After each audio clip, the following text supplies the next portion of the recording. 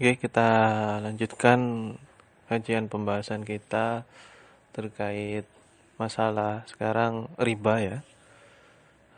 Pembahasan kita kali ini saya sampaikan dulu karakteristiknya ya. Pembahasan yang banyak sekali terdapat problem ya, terdapat problem eh, dan ikhtilaf. Jadi bisa jadi nanti pendapat saya bisa jadi tidak benar bagi sebagian yang lain, tapi saya hanya ingin menyampaikan bahwa saya punya perspektif dan dasar sendiri ketika nanti saya menyampaikan. Jadi tidak masalah karena kita ini berada di dunia akademis kampus, saya berusaha menyampaikan hal yang bersifat objektif dan sesuai kondisi. Eh, Kalau dari sisi keilmuan saya mungkin sedikit saya akan bawa ke lebih yang ekonomi ya, meskipun nanti banyak dasar dari sisi hukumnya juga. Eh, jadi itu bahasan kita terkait riba. Nah, riba sendiri dari sisi eh, bahasa memiliki makna az-ziyadah ya, yang bermakna tambahan. Sedangkan menurut istilah secara teknis, riba berarti pengambilan tambahan dari harta pokok atau modal secara batil ya. Jadi ada keburukan dari tambahan yang diakibatkan oleh riba. Oke, kita lanjut dulu. Ini secara kebahasaan dulu, secara definisi. Oke, kita lanjut next.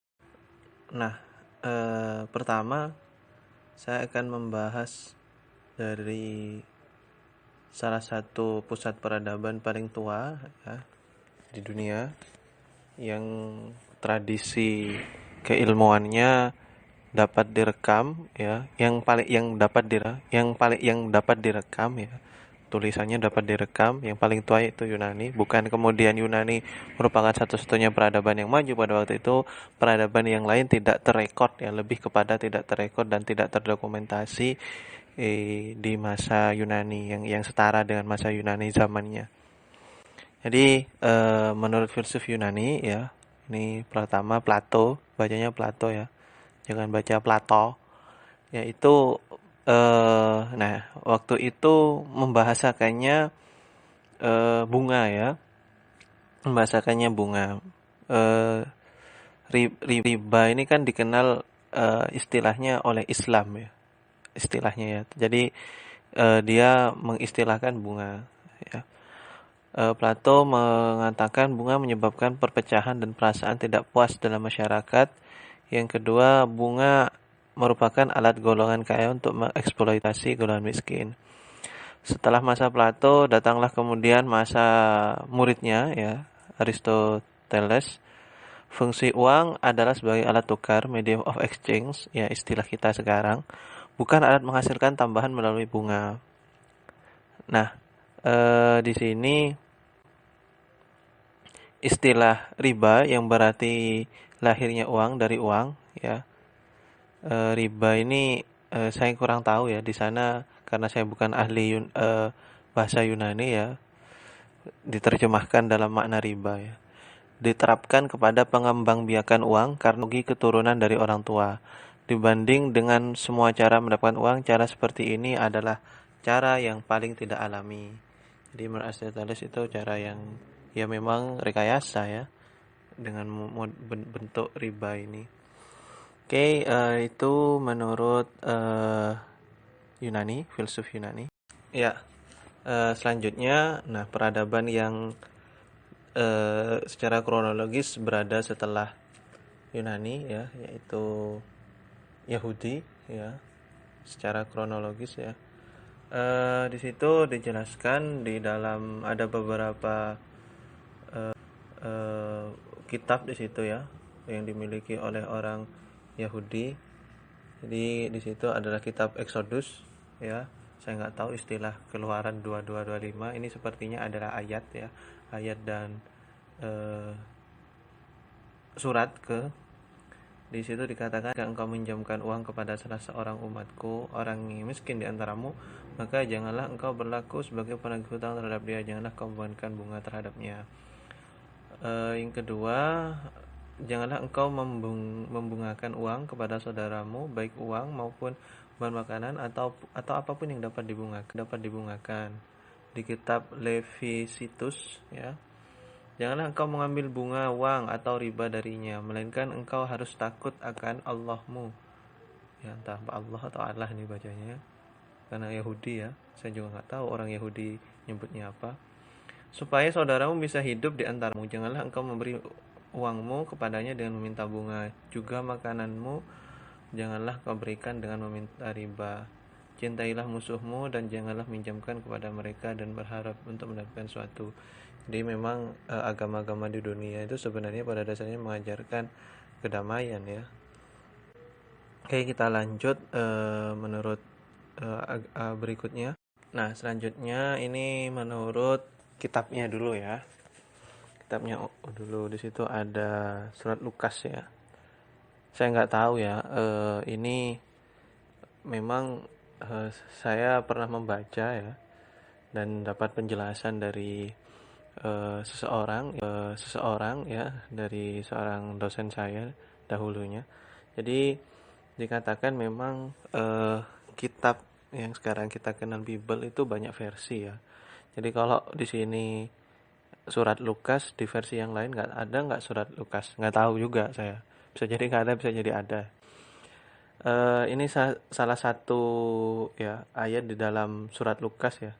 Dan jikalau kamu minjamkan sesuatu kepada orang karena kamu berharap akan menerima sesuatu daripadanya, ya, itu mengharap imbalan, apakah jasamu? Orang-orang berdosa pun minjamkan kepada orang berdosa supaya mereka menerima kembali sama banyak. Tapi kasihilah musuhmu dan berbuatlah baik kepada mereka dan pinjamkan dengan tidak mengharapkan balasan. Maka upahmu akan besar dan kamu akan menjadi anak-anak Tuhan yang Maha Tinggi, sebab Ia baik terhadap orang-orang yang tidak tahu berterima kasih dan terhadap orang-orang jahat.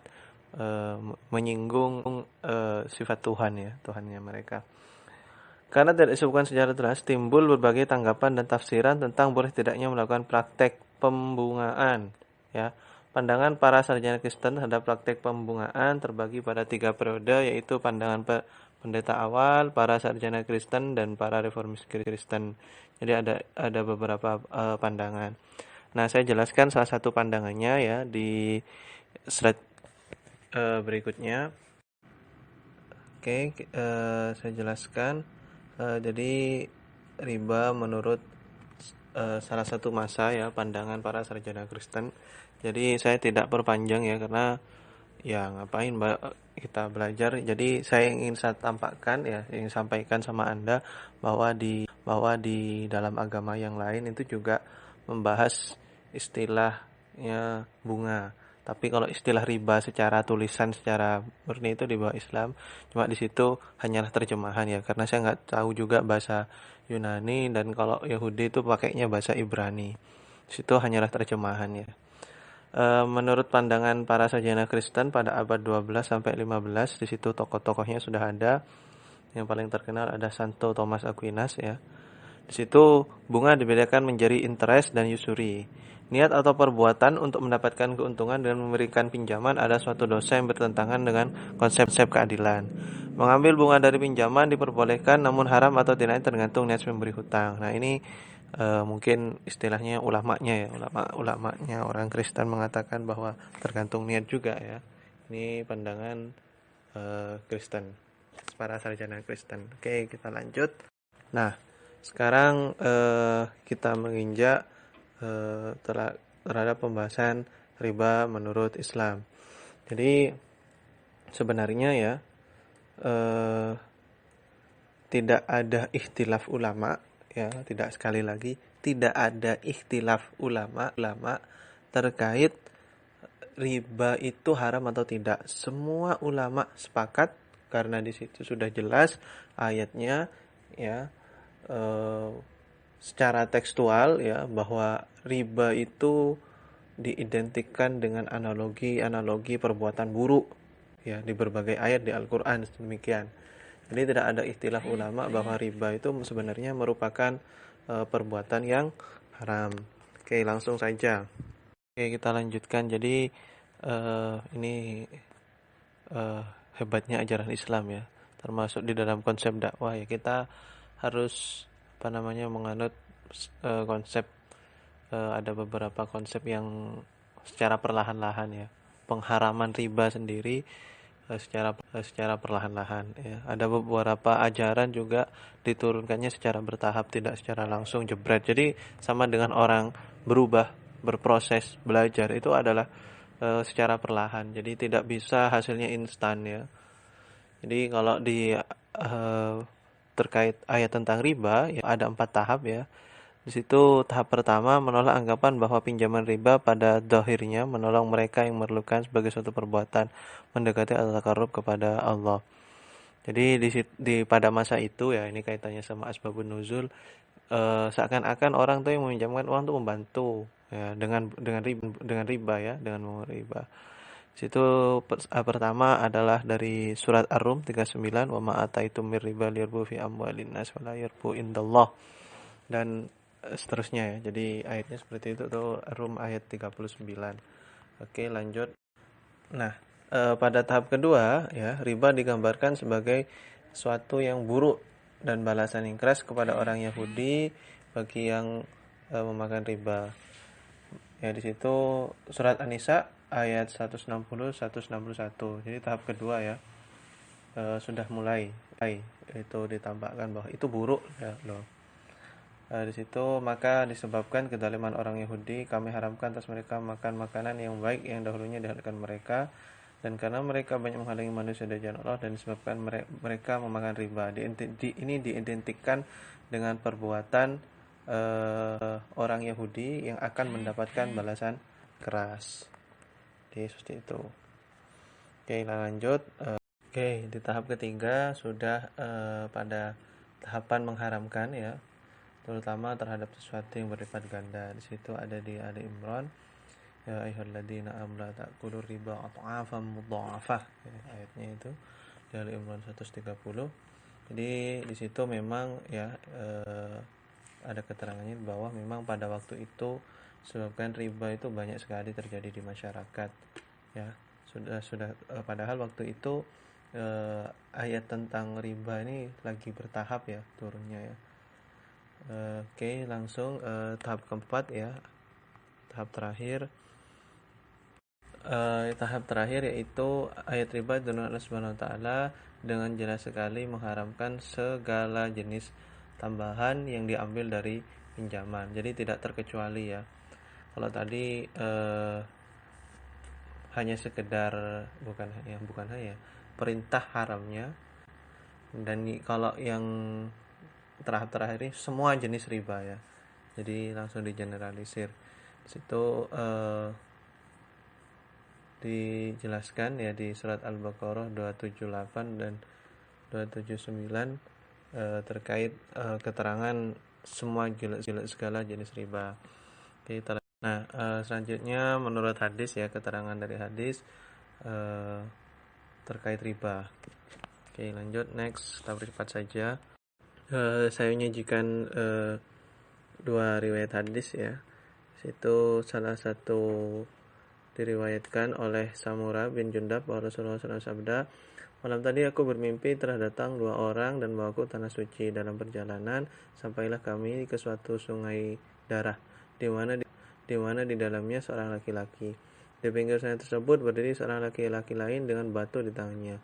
Laki-laki yang di tengah sungai itu berusaha untuk keluar, tapi laki yang di pinggir sungai tadi melempari mulutnya dengan batu, memaksanya kembali ke tempat asal. Aku bertanya, siapakah itu? Aku diberitahu bahwa laki-laki yang di tengah sungai itu ialah orang yang memakan riba. Hadis yang kedua ya, itu tadi terkait balasan orang yang memakan riba. Jabir berkata bahwa Rasulullah SAW mengutuk orang yang menerima riba, orang yang membayarnya ya, termasuk orang yang membayar juga, dan orang yang mencatatnya, dan dua orang saksinya. Jadi jika sistematis itu kena semua ya dosanya ya. Kemudian beliau bersabda, mereka itu semuanya sama. Banyak sekali juga riwayat terkait ancaman dosa terkait makan dari harta riba ya. Jadi serem-serem tuh ya kalau Anda baca dari riwayat-riwayat yang lain ancamannya. Jadi kalau sudah terkait riba itu saya tekankan sekali lagi, ulama tidak ada ikhtilaf. Semuanya sepakat bahwa riba itu haram hukumnya, dan karena jelas di Al-Quran. Oke, kita lanjut. Nah, sekarang ini masuk kepada jenis-jenis riba. Jadi memang ya materi ini ya, ini menarik ya. Menariknya gimana? Ada pertanyaan gini, kenapa kok materi ada di perbankan? Nah, karena kita tahu prakteknya ya, dan ikhtilafnya, nah itu banyak terjadi perbankan. Ya, jadi demikian. Kenapa kok materi riba ini ada di mata kuliah ini ya? Nah, sebenarnya secara umum dulu ya, riba itu ada dua bagian secara garis besar ya. Riba yang ada pada aktivitas hutang piutang ya, dan riba yang ada pada aktivitas jual beli.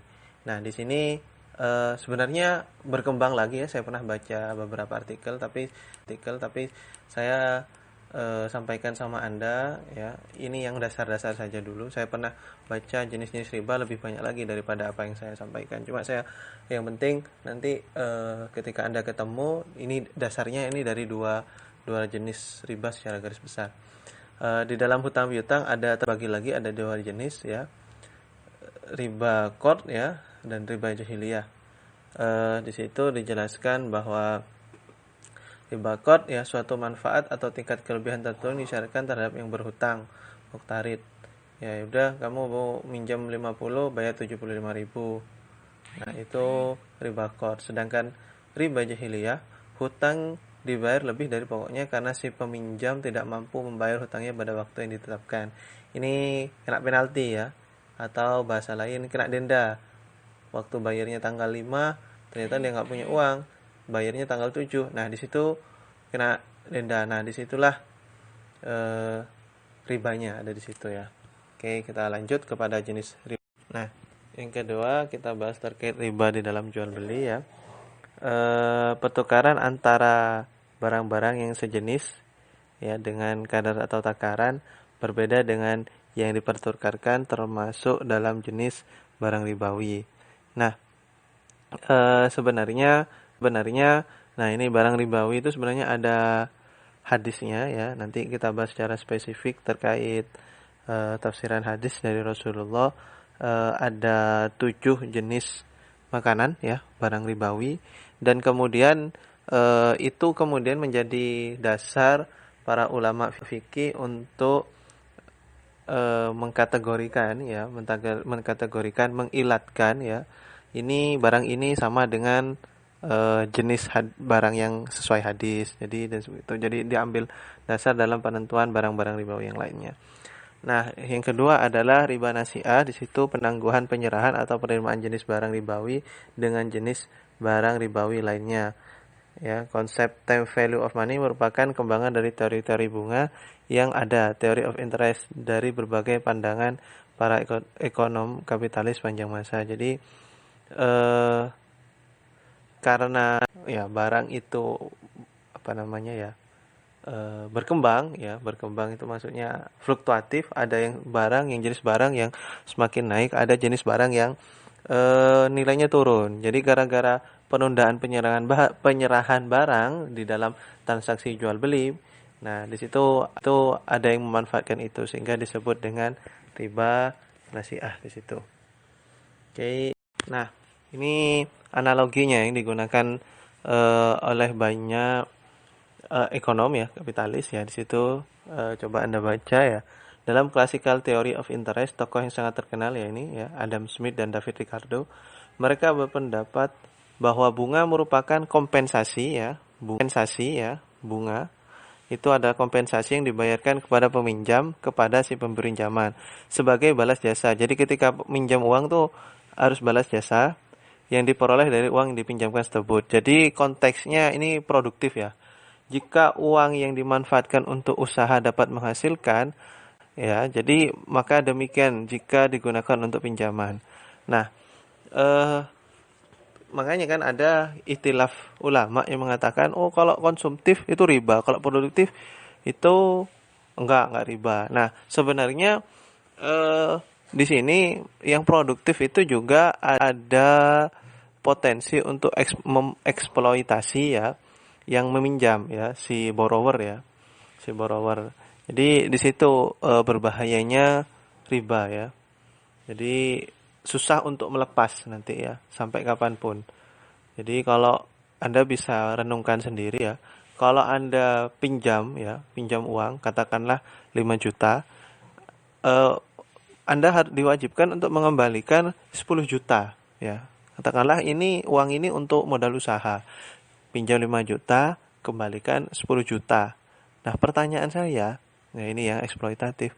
Terus barang produksi Anda yang untuk modal usaha tadi mau dijual berapa?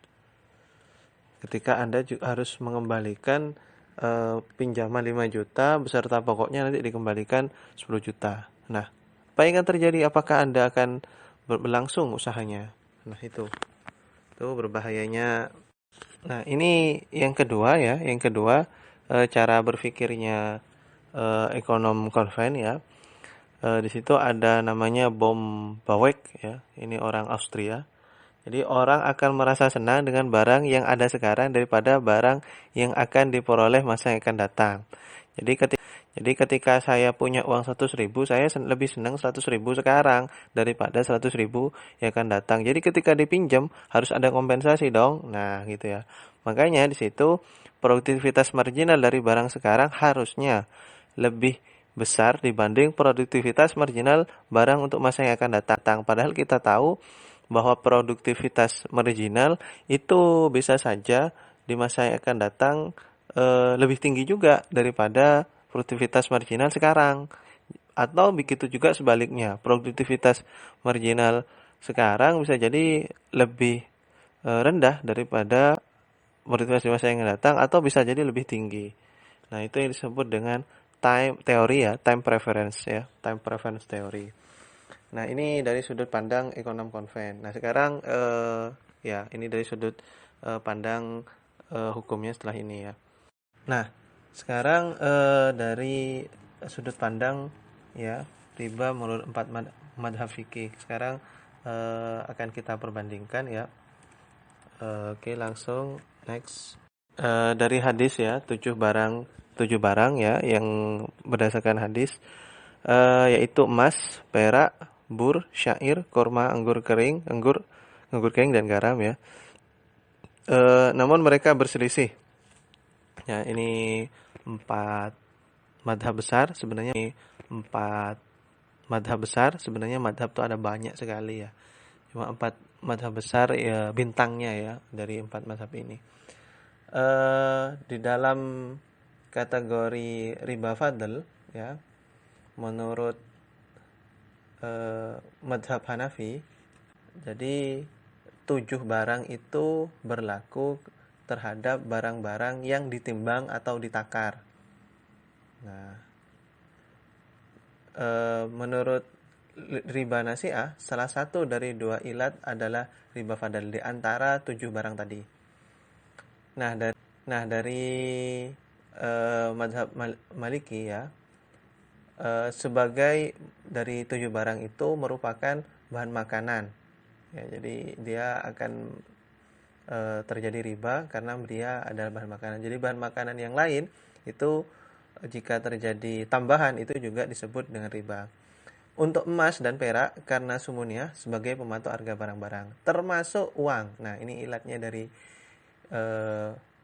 madhab Maliki ya. Jadi kenapa di situ kan tidak ada disebutkan di hadis itu uang, tapi di situ disebutkan emas dan perak.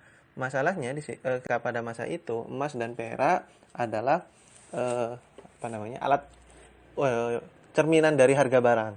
Maka uang termasuk di dalamnya. Untuk riba nasi'ah pokoknya sesuatu yang dapat dimakan. Nah, madhab Syafi'i ya sama ya. Untuk emas dan perak ilatnya sumuniyah ya, karena dia pematok harga barang ya, standar harga, ini 10.000, ini 20.000 ya. Untuk lainnya di luar emas dan perak tadi karena sebagai bahan makanan dan obat-obatan dan buah-buahan. Jadi ketika itu ada tambahan ya dari bahan makanan obat-obatan ya, itu dianggap sebagai riba. Riba nasi'ah itu berlaku kepada hal yang bersifat sumuniyah. Nah, sekarang yang madhab Hambali. Sebagian pengikutnya berpendapat seperti Hanafi, ya, tadi sudah saya disebutkan. Sebagian pendapat mengikuti Syafi'iyah dan sebagian lagi berkata selain dari emas dan perak, ilatnya karena dapat dimakan. Ya, jadi barang-barang ini disebut barang-barang ribawi selain emas dan perak karena dia adalah suatu yang dapat dimakan. Pokoknya yang dapat dimakan ini berlaku hukum riba ya kalau ada tambahannya. Kalau madhab Hambali itu karakteristiknya campur-campur ya. Ya campur-campur, ada istilah ikut Hanafi, ada ikut Syafi'i terkait pahamahan ini. Nah, di situ yang di bawah adalah barang-barang ribawi. Menurut Hanafi sebenarnya barang ribawi itu lebih dari 7. Pokoknya dia dapat ditimbang, ditakar atau punya jenis yang sama. Kalau menurut Maliki lebih dari 7 asal dapat disimpan dan dimakan. Barang yang termasuk barang ribawi. Kalau menurut madhab Syafi'i barang ribawi itu lebih dari 7 asal sebagai makanan dan berfungsi sebagai buah-buahan dan obat-obatan. Madhab Hambali lebih 7. Jadi kalau terkait barang ribawi itu sebenarnya lebih dari 7, tidak terikat kontekstual dari barang-barang yang di atas. Ya. Di situ korma itu sebenarnya syair itu juga bermakna kurma, satunya kurma kering, satunya kurma basah. Ya, jadi itu. Oke. Nah, berikutnya saya sampaikan menurut pandangan ulama internasional dari beberapa tempat ya. Di situ ada Dewan Studi Al-Azhar dari Kairo ya. Bunga dalam segala bentuk pinjaman adalah riba. Ini kalau menurut Dewan Studi Islam Al-Azhar Kairo. Jadi konvensi DSI itu tahun 1965. Jadi bunga disamakan dengan riba sehingga haram. Kalau dari Robito Alam Islami itu OKI ya. Negara-negara Islam, ya PBB-nya orang Islam. Bunga bank yang berlaku dalam perbankan konvensional adalah riba yang diharamkan. Jadi dari bank konvensional itu dianggap haram. Majma' Fikih Al-Islami ini komisinya ya, komisi fatwanya ya, OKI. Kalau tadi secara keorganisasian ini komisi fatwanya. Seluruh tambahan dan bunga atas pinjaman yang jatuh tempo dan nasabah tidak membayarnya. Demikian pula tambahan atau bunga atas pinjaman dari permulaan perjanjian adalah 2 gambaran dari riba yang diharamkan secara syariah. Jadi kalau mengandung definisi yang demikian itu adalah termasuk riba. Oke, kita lihat dari pandangan ulama selanjutnya dari ulama di Indonesia. Nah, ini ya. Yang pertama kita bahas dari organisasi kemasyarakatan terbesar, 2 organisasi kemasyarakatan terbesar, NU dan Muhammadiyah. Di situ kalau dari NU ya secara umum ya ada yang mengatakan bunga sama dengan riba. Sebagian lain mengatakan tidak sama, bunga dan riba itu beda. Tapi sebagian lain mengatakan bunga itu mengandung syubhat. Ya. Tapi NU juga punya rekomendasi agar PBNU mendirikan Bank Islam NU dengan sistem tanpa bunga. Ini Basul Masail tahun 92. Sedangkan dari Muhammadiyah ya, ini diberikan oleh bank-bank milik negara kepada nasabahnya atau sebaliknya yang selama ini berlaku termasuk perkara mustabihat, syubhat ya. Yang kedua, juga Muhammadiyah mengeluarkan rekomendasi mengusahakan terwujudnya konsepsi sistem perekonomian khususnya lembaga perbankan yang sesuai dengan kaidah Islam. Jadi kalau NU itu punya Basul Masail, kalau Muhammadiyah itu punya lembaga tarjih ya istilahnya. Ini metode ijtihadnya yang berbeda ya di antara dua ormas terbesar di Indonesia ini. Oke, kita Nah, ini sekarang dari MUI ya, dari MUI. MUI ya menyamakan bunga bank sama dengan riba. Ada yang tidak sama dengan riba, ada yang subhan ya. Rekomendasinya harus mendirikan bank alternatif. Ini tahun 91. Ini ketika tahun-tahun mau berdirinya bank syariah pertama di Indonesia, Bank Muamalat. Yang kedua dari Lajnah ya, ini komisi fatwa, dari komisi fatwa sama seperti tadi. Organisasinya namanya Robito Alam Islami, OKI. Kalau yang lembaga khusus di dalamnya kan ada banyak lembaga terkait fikih, Majma' Fikih Islami ya. Kalau Lajnah Ulama Komisi Fatwanya MUI itu di konvensi tahun 2003, 16 Desember 2003 menyamakan bunga bank sama dengan riba. Ya, ikhtilaf dalam fikih itu hal yang biasa ya. Nah, bahkan tidak hanya fikih, hampir semua aspek itu ada ikhtilafiahnya. Oke, kita lanjut. Nah, sekarang itu tadi terkait bunga. Sekarang solusinya ya bagi hasil. Kita perhatikan bedanya bunga dan bagi hasil. Pak, bunga hidup, bagi hasil gak hidup. Bunga bisa berjalan, Pak. 6 orang gitu ya. 6 orang gitu ya. Di situ saya akan menjelaskan perbedaan bunga dan bagi hasil ya. Kalau ya penentuan akad ya itu bunga harus selalu untung. Padahal kita tahu ya nggak semuanya untung ya. Orang usaha aja ada ruginya, ada potensi rugi ya, ada risikonya ya. Tapi bunga nggak melihat itu. Pokoknya harus selalu untung. Tapi kalau bagi hasil, penentuan besarnya risiko bagi hasil dibuat pada waktu akad. Jadi kalau yang usaha ya, yang mudharibnya rugi bagaimana pembagiannya dengan sahibul malnya. Nah, itu. Yang benar-benar adil atau ideal itu seperti itu. Jadi tidak cuma bagi hasil, ya bukan hanya profit sharing, tapi PLS, profit and loss sharing. Meskipun kita tahu di Indonesia penerapan ini tidak ideal ya. Yang kedua, besarnya persentase berdasarkan jumlah uang modal yang dipinjamkan. Jadi yang dilihat 1 juta bunganya 10%, oh berarti 100.000. Dilihat dari berapa dia minjam. Tapi ya, kalau bagi hasil tidak melihat berapa yang sebenarnya dia minjam, tapi berdasarkan pada jumlah keuntungan diperoleh. Oh, setelah pinjam 1 juta, ini potensi keuntungannya sangat besar. Bisa sampai 50%. Nah, 50% dari 1 juta. Oh, berarti yang dilihat tuh 50%-nya berapa kita bagi. Apa nisbahnya 60, 40, 70, 30 dan seterusnya. Tergantung kesepakatan. Kalau di bunga yang perbedaan ketiga, pembayaran bunga tetap seperti yang dijanjikan tanpa pertimbangan ya tadi sudah saya jelaskan proyek apakah untung atau rugi. Kalau bagi hasil tergantung pada keuntungan proyek nih jalannya sekarang sekiranya itu tidak mendapatkan keuntungan maka kerugian akan ditanggung bersama oleh kedua pihak. Jadi sebenarnya potensinya seperti ini ya kalau bagi hasil. Kalau usaha tersebut untungnya tambah banyak berarti kedua belah pihak dapatnya tambah banyak. Tetapi kalau rugi bagaimana distribusi resikonya? Itu pertanyaannya. Kalau bagi hasil itu bisa dinegosiasikan. Dan ya makanya biasanya istilahnya kontrak ya. Karena kalau sudah kontrak itu duduk sama rata ya. Tidak kan satunya lebih tinggi karena dia pemberi modal ya. Lanjut, jumlah pembayaran bunga tidak meningkat sekalipun jumlah keuntungan berlipat atau keadaan ekonomi sedang booming. Ya sudah, kalau bunga 1 juta dibayar bunganya 10% ya nambah 100.000. Ya padahal di situ lagi bagus. Ya sudah, tetap 100.000. Usahanya lagi bagus tetap 100.000.